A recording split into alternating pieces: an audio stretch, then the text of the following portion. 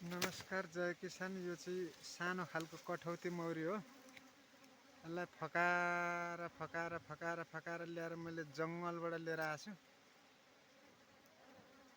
यो खोलामा रहेछ एक ठाउँमा। खोलाबाट मैले लुगामा पोको पारेर लिएर आएर यहाँ लिचीमा ल्याएर सल्काएको छु।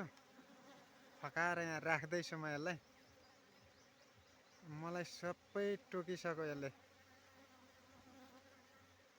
मेरो ज्यानभरि छ मौरी अहिले। यसले मलाई छोड्दैन अहिले। कठौती मौरी हो, एकदम शक्तिशाली हुन्छ यसको मोह। यो लिची मेरो लिचीको प्राक्सेसनको लागि मैले यसलाई लिएर आएको हो।